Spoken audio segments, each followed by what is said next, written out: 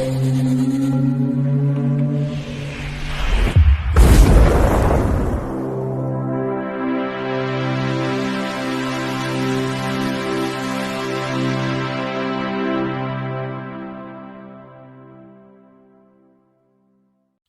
Bayek, it's me, and well, it's my last look at the TV series Hammer House of Horror, which I've been covering for quite a few weeks now, and here it is. Episode 13, The Mark of Satan, from 1980. And before this, we had Visitor from the Grave, and here we are now at the end. Yes, and this was transmitted on the 6th of December 1980 on ITV, and it's 52 minutes long. Now, it's written by Don Shaw, who's just an experienced writer doing all sorts of TV episodes for series and TV films. But it's directed by Don Lever. Now, he was the director of episode 1 of this series. Yes, Witching Time. Do you remember Witching Time? The very first episode, he was the director of that.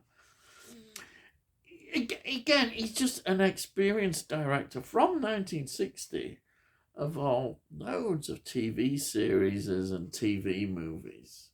Absolutely wonderful. Now, as usual, the locations really bring out the best. The way they look, these particular episodes. And this time we've got locations in Acton, in London, Hillingdon Hospital, yes, that's popped up again, in Uxbridge, also in Maidenhead in Berkshire as well. Again, these all look really great, absolutely fantastic. So let's get into the cast. We've got Peter McInerney playing Edwin. Now, he was in Victim from 1961, starring the wonderful Dirk Bogarde. This was quite a controversial film at the time, quite groundbreaking, but he was in that. He was also in Tales That Witness Madness from 1973, which was a brilliant anthology horror film. Excellent. He's in that. He was in Entertaining Mr. Sloan from 1970, which, of course, is the Joe Orton film. I've come across this quite a few times. He was in that one. Also, he was in a comedy horror sort of film, The Cat and the Canary from 1978. Yes. And then, as I say, loads of TV things as well. So, fascinating. And then we have got Georgina Hale playing Stella. She's quite important to this film as well. Now, she goes right back to 1963. Very experienced actress. What stands out, she was in quite a controversial film, The Devils from 1971, which is a Ken Russell film starring Oliver Reed. That has had a lot of problems with the censors, but yes, she was in that. And Ken Russell must have really liked her as well, because she's also in Marla 1974, which stars Robert Powell, and it's about the life of the composer Marla, and she's in that. She plays the his wife. Yeah, fantastic. Then she was in Voyage of the Damned, 1976, which is a tragic story about the Jewish refugees. Yeah, she's in that, 1976. She was also in Sweeney 2, which we've come across before, 1978. McVicker, that pops up a lot, doesn't it? 1980, she was in that. And yes, she was in Doctor Who. She was in season 25 story, The Happiness Patrol, which was a Sylvester McCoy story in his very first season as Doctor Who. And then just lots and absolutely lots of very experienced TV series and TV films. But that's that. Then we've got Emrys James playing Dr. Harris. He went right back to 1946. Just an amazing amount of TV series. It's really Doctor Who again. Yes, the Fourth Doctor, State of Decay from 1980, season 18. He's in that. So yeah, you can't say further than that, can you? By heck, you can't. Then we have got Anthony Brown playing the priest. Again, a lot of these are not very big roles, but they're in it and do have an important part to play in it. He goes right back to 1956, and he was in Sweeney, the first Sweeney film from 1977. There you are. We always get these links. But again, it's just a massive amount of TV appearances in series and TV films. And then we've got Anne Dyson. She plays Edwin's mum. And the film that sticks out for me is she was in Priest of Love 1981, which is a film about D.H. Lawrence. Yep. A very interesting subject there, D.H. Lawrence. Well, bound to be, isn't it? Controversial author. But again, she's such an experienced actress. She, in fact, goes back to 1964. TV series as well, and all these TV films. So the Hammer were good at casting in terms of getting experienced actors and actresses from the TV, and again sometimes films as well. But yeah, this is all works well. Excellent casting as usual by the production team. What can you say about that? How well organized? And this is the final episode, as I keep saying. Now, what is it about? Well, the story starts in an operating theatre, and we see these surgeons working on this patient, who is in fact Dr. Holt. They're working on his skull, and it doesn't look very nice at all, does it? It looks quite frightening. And he's muttering. He's going, "Leave my soul alone." And he dies. Yep. And then we get into the credits. Those wonderful music in the credits. And then we see Edwin, who is now working in the mortuary, in the morgue, doing, well, this is his first day, actually.